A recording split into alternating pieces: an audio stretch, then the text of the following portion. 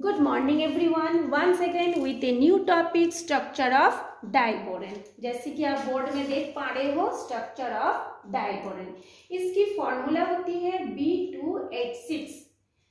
Physical state होता है colourless और गैसियस सब्सटेंस यानी कि रंगहीन गैसीय पदार्थ।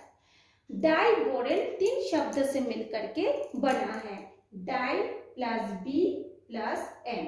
डाई मतलब दो, बी मतलब बोरन और एन शब्द लास्ट में जुड़ा हुआ है यानी कि दो बोरन एटम के साथ अंत में एन शब्द जुड़ा है। इसका कारण है यदि किसी एटम के साथ 4 या उससे अधिक हाइड्रोजन एटम जुड़ा रहता है तब ये एन शब्द का प्रयोग अंत में किया जाता है। जैसे कि methane CH4, ethane C2H6, same as diborane B2H6। जैसे एथेन में C2H6 होता है, डाइबोरेन में भी B2H6 होता है। अब इस स्ट्रक्चर को बनाने के लिए सबसे पहले हमको ध्यान देना पड़ेगा बोरॉन का एटॉमिक नंबर। तो बोरॉन का एटॉमिक नंबर होता है 5। इसका इलेक्ट्रॉनिक कॉन्फ़िगरेशन होता है 1s2 2s2 2p1 यानी 2 + 2 + 1 = 5। अब इसका बाह्यतम कोश में यानी कि आउटर मोस्ट सेल में नंबर ऑफ इलेक्ट्रॉन होता है 3। इसका बाह्यतम कोश में इलेक्ट्रॉनों की संख्या होता है 3। तो एक बोरॉन का होता है 3, सेम एज दूसरे बोरॉन का भी बाह्यतम कक्ष में 3 इलेक्ट्रॉन होगा। अब हम देखते हैं कि इस डाइबोरेन में 6 हाइड्रोजन एटम है। तो हर एक हाइड्रोजन का एटॉमिक नंबर होता है 1, जिसका इलेक्ट्रॉनिक कॉन्फ़िगरेशन होता है 1s1। अब देखिए हमने यहाँ पे बोरॉन 2 लिख दिए हैं। अब हर एक बोरॉन में बाह्यतम कोश में 3 इलेक्ट्रॉन है। देखिए हमने 3 लिखे, 1 2 ये 3। मैं मार्क करके आपको फिर से बता दे रही हूँ। बोरॉन का 3 इलेक्ट्रॉन, ये 1 ये 2 और ये 3। इसमें भी 1 ये 2 और ये 3।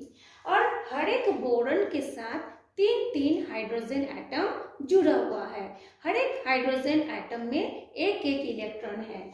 ये हो गया 1, ये हो गया 2 और ये हो गया 3। इसमें भी हाइड्रोजन का ये 1, ये हाइड्रोजन का ये 1 और ये हाइड्रोजन का ये 1। तो एक इलेक्ट्रॉन आपस में साझा करके कोवैलेंट बॉन्ड का निर्माण करता है। तो कुल मिला के इसकी जो वैलेंसी इलेक्ट्रॉन हो गई यानी जो संयोजकता इलेक्ट्रॉन होगी उसकी संख्या होगी 12। देखिए इसमें हमने दिया है बोरॉन का अयुग्मित इलेक्ट्रॉन 3, 1 2 3। ये अयुग्मित इलेक्ट्रॉन यानी कि अनपेयर्ड इलेक्ट्रॉन हाइड्रोजन के एक इलेक्ट्रॉनों के साथ संकरण करता है, हाइब्रिडाइजेशन करता है, करके कोवैलेंट बॉन्ड का निर्माण करता है। इलेक्ट्रॉनों का साझा करके कोवैलेंट बॉन्ड का निर्माण करता है। देखिए इसमें ये हो गया आपका बोरॉन का अयुग्मित इलेक्ट्रॉन, ये हो गया हाइड्रोजन। तो इसका एक इलेक्ट्रॉन और इसका एक इलेक्ट्रॉन आपस में साझा करता है, इसका और इसका, इसका और इसका। इसी तरह से दूसरा बोरॉन जो है उसमें भी ऐसे ही संकरण होता है, इलेक्ट्रॉनों का साझा होता है और बॉन्ड का निर्माण करता है। इस तरह से यहाँ पे कुल संयोजी इलेक्ट्रॉनों की संख्या हो गई 12। 1 2 3 4 5 6 7 8 9 10 11 12। अब हर एक बोरॉन के साथ 3 हाइड्रोजन बॉन्ड बना लिया, लेकिन इस बी के साथ इस बी को बॉन्ड बनाने के लिए एक भी इलेक्ट्रॉन शेष नहीं रहा। अब जब यही दोनों आपस में बॉन्ड बना करके नहीं जुड़ेंगे तो फिर स्ट्रक्चर बनना तो संभव ही नहीं है। उस परिस्थिति में इसमें एक घटना होती है, जैसे कि ये जो 3 हाइड्रोजन इसका और ये जो 3 हाइड्रोजन इस बोरॉन का है, उनमें से ये 3 हाइड्रोजन में से 2 हाइड्रोजन बोरॉन के साथ इलेक्ट्रॉनों का साझा करके कोवैलेंट बॉन्ड बना लेता है और जो शेष एक एक हाइड्रोजन बच जाता है, जैसे मान लीजिए यहाँ पे इस बोरोन के साथ ये दोनों हाइड्रोजन बॉन्ड साझा कर लिए, या सॉरी हाइड्रोजन इलेक्ट्रॉन साझा कर लिए, इस बोरोन के इलेक्ट्रॉनों के साथ इस दो हाइड्रोजन के इलेक्ट्रॉन साझा कर लिए। अब इस बोरोन का एक इलेक्ट्रॉन और इस हाइड्रोजन का एक इलेक्ट्रॉन बच गया। यहाँ पर भी इस बोरोन का एक इलेक्ट्रॉन और हाइड्रोजन का एक इलेक्ट्रॉन बच गया, जो कि कोवैलेंट बॉन्ड बनाने में भाग नहीं लिया। अब यही जो दो दो इलेक्ट्रॉन बचा, वो दो इलेक्ट्रॉन एक अलग ही ब्रिज का निर्माण करते हैं। तो चलिए देखते हैं कैसे ब्रिज का निर्माण करते हैं। तो सबसे पहले देखिए, हमने बोरोन का यहाँ पे दो बोरोन लिख दिए, जिसके चारों ओर हमने गोल घेरा बना दिए। इसका मतलब होता है कोई भी एटम जो होता है गोल आकार के होते हैं, इसीलिए हमने बोरोन लिखने के बाद ऐसे गोला बना दिए, हाइड्रोजन लिखने के बाद ऐसे गोला बना दिए। अब इसमें से क्या होता है, दो हाइड्रोजन इस बोरोन के साथ बॉन्ड बना लिया, यहाँ पर भी दो हाइड्रोजन इस बोरोन के साथ बॉन्ड बना लिया और एक कोण का निर्माण किया। बाकी जो एक हाइड्रोजन का इलेक्ट्रॉन और जो बोरोन का एक इलेक्ट्रॉन बच गया था, वो क्या करते हैं, उस तल के ऊपर चला जाता है और एक ठो नीचे आ जाता है। अब तल किसको बोलते हैं, जैसे देखिए यहाँ पे ये बोरोन एक ही लाइन में है, तल का मतलब एक ही लाइन में है ना, और ये जो हाइड्रोजन और ये जो हाइड्रोजन है इस तल के ऐसे परपेंडिकुलर हो गए, यानी 90 डिग्री का एंगल बना लिए। ये दोनों सेम है और ये दोनों सेम है, तो ये दोनों ब्रिज का निर्माण किया कितने कोण पर, एक ही तल के लंबवत होकर, यानी 90 एंगल पर। तो एक जो होता है ऊपर एच जुड़ करके एक ब्रिज का निर्माण किया, यहाँ पे भी एक ब्रिज का निर्माण किया। तो इसमें देखिए दो प्रकार का बॉन्ड का निर्माण हुआ। पहले बॉन्ड का निर्माण हुआ HBH के साथ, यानी BH के साथ बॉन्ड बना, B और H, ये भी B और H के साथ दो अलग अलग बॉन्ड बन गया। यहाँ पर भी सेम B और H के साथ एक बॉन्ड बना और यहाँ पर भी B और H के साथ एक बॉन्ड का निर्माण हुआ। अब जो शेष बच गया था, वो जो बॉन्ड बना तीन परमाणु के बीच में बना, जैसे BHB। यहाँ पे जो बॉन्ड बना था सिर्फ B और H के बीच में बना, लेकिन यहाँ पे जो बॉन्ड बना BHB के साथ एक बॉन्ड बना, BHB के साथ एक बॉन्ड बना। तो इसलिए ये जो बॉन्ड होता है उसको कहा जाता है 2E3C। 2E3C का मतलब होता है दो इलेक्ट्रॉन तीन परमाणु के केंद्र के साथ जुड़ा हुआ है। अब ये दो इलेक्ट्रॉन कौन सा है, ये बोरोन का एक इलेक्ट्रॉन और हाइड्रोजन का एक इलेक्ट्रॉन।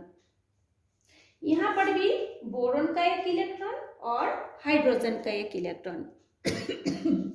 तो ये जो दो इलेक्ट्रॉन तीन परमाणु के केंद्र के साथ जुड़ा हुआ है, इसलिए केंद्र को बोलते हैं सेंटर। इसलिए यहाँ पे देखिए ये जो स्ट्रक्चर है उसको ये भी कहा जाता है 2E ऐसे डैश 3C, यानी दो इलेक्ट्रॉन तीन सेंटर से जुड़ा हुआ है। यहाँ पर भी BHB एक बॉन्ड बनाया, यहाँ पर भी BHB के साथ एक बॉन्ड बनाया, जो कि ब्रिज बना करके, यानी एक सेतु नुमा बना करके संरचना का निर्माण हुआ।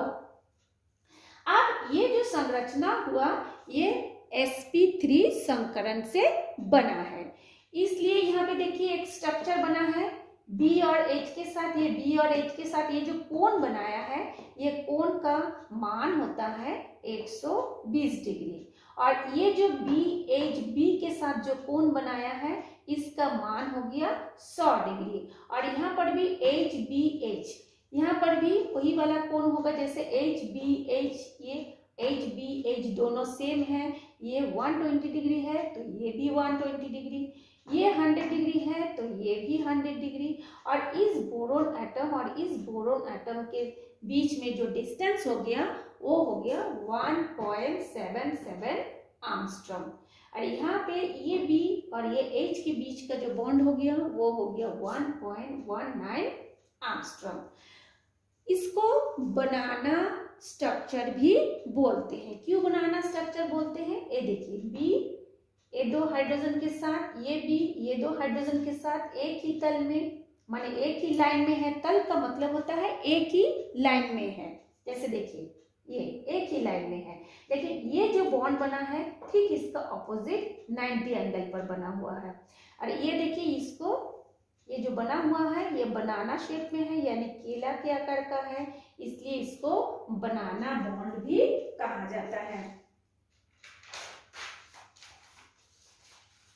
ये जो शेप बनता है इसका मेन कारण है इलेक्ट्रॉनों की कमी। यदि इस बोरॉन के पास इलेक्ट्रॉन रहता तो इस टाइप की संरचना कभी भी नहीं बनता। तो इलेक्ट्रॉनों की कमी के कारण ही इस टाइप का संरचना यानी ब्रिज नुमा, ये जो ब्रिज बना है ना, दो प्रकार का जो बॉन्ड बनता है, ऐसे ब्रिज स्ट्रक्चर का निर्माण हुआ है। तो जिसमें एक क्या बोलते हैं इसमें, तो फिर 3 इलेक्ट्रॉन का दो बॉन्ड कैसे हो गया, एक इसके साथ और एक BH के साथ। तो इसलिए इसको बोला जाता है 2E3C स्ट्रक्चर। तो आप लोगों को ये बात समझ में आ गया होगा। यदि इससे रिलेटेड कुछ और भी पूछना है तो आप मुझे कमेंट्स करके पूछ सकते हैं। आज तक इतना ही। Thanks for watching me.